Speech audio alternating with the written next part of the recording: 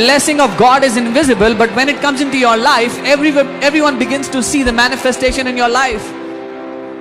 Okay, so मूर्खता में ये बात मत कहना कि मुझे ब्लेसिंग नहीं चाहिए. Don't say this in foolishness that I don't want blessing. Because you are rejecting God's enablement. आप परमेश्वर की क्षमता को ठुकरा रहे हो.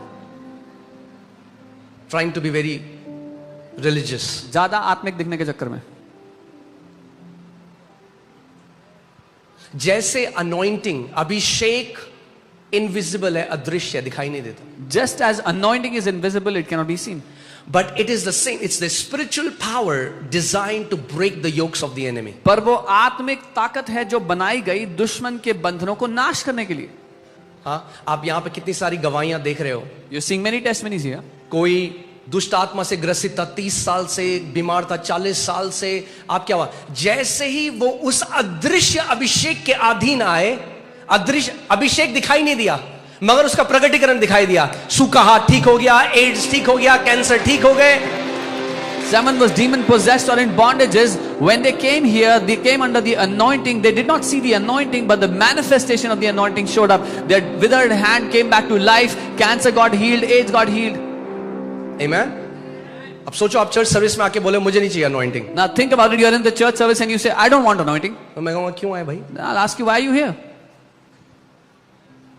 Because anointing is a invisible spiritual force designed to break the chains and shackles. क्योंकि अभिषेक वो अदृश्य ताकत है जो सृजी गई दुश्मन के फंदों को, उसके बंधनों को नाश करने के लिए. वैसे ही blessing is also an invisible spiritual force designed so that you will multiply, you will walk in dominion, and you will fulfill your God-given mandate on this earth.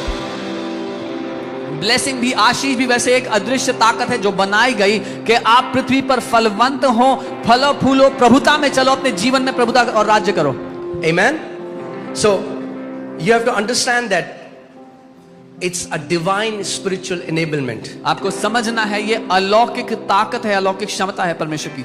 Be fruitful and multiply. फलवंत हो, कई गुना बढ़ो. Fill the earth, subdue it, have dominion. पृथ्वी को भर दो, अपने वश में कर लो, प्रभुता करो.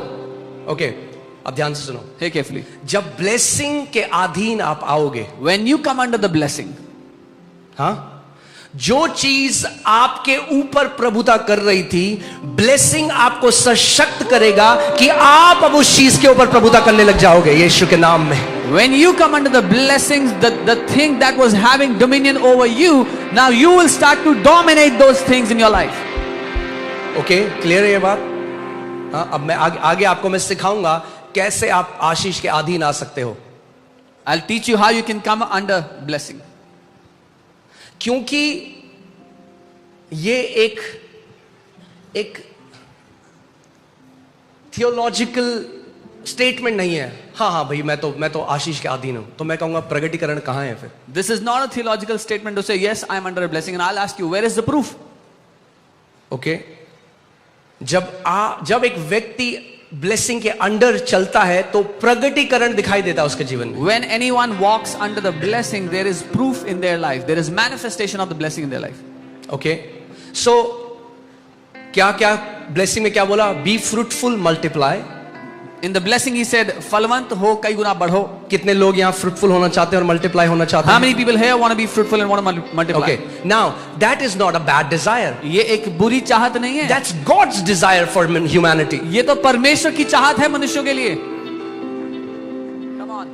Okay, that's your father's desire. ये तो आपके पिता की चाहत है आपके लिए. Jesus said, when you bear much fruit, the Father is glorified. यीशु ने कहा, जब आप बड़े फल फलाते हो तो पिता की महिमा होती है. Amen.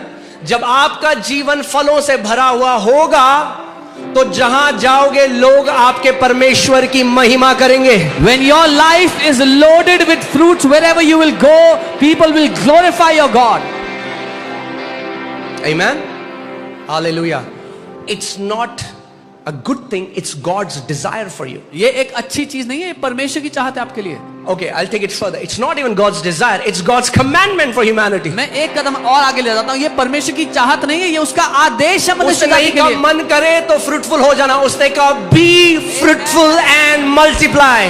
He didn't say if you feel like then be fruitful. उसने आदेश दिया, फलवंत हो, बढ़ो. Amen. आपको उस जगह में पहुंचना है कि आपको, अगर मेरे खुदा ने मुझे बोला है कि मैं मल्टीप्लाई करूं, फ्रूटफुल हूं, तो कौन मुझे रोक सकता है? You have to come to a place where you will say, if my God has commanded me to be fruitful and multiply, then who can stop me from being multiplied? Amen. अपने पड़ोसी को देखो, उनका हाथ मिलाओ और बोलो, you are called to be fruitful and multiply. Take the hand of your neighbor, tell them, आप बुलाए गए हो मल्टीप्लाई होने के लिए. बोलो उनको, आप बुलाए गए हो फलवंत होने के लिए. Tell them you are called to be fruitful. Amen. अगर आप मसीह हो तो ये आपकी बुलाहट है कि आप फलवंत हो यीशु के नाम में. If you are a believer, you are called to be fruitful in Jesus' name. Amen. Hallelujah. Praise God. Not just be fruitful, सिर्फ फलवंत होना but नहीं, then you start to walk in dominion. फिर आप प्रभुता में जीने लगते हो. हाँ? कोई एडिक्शन में है, Someone was in addiction.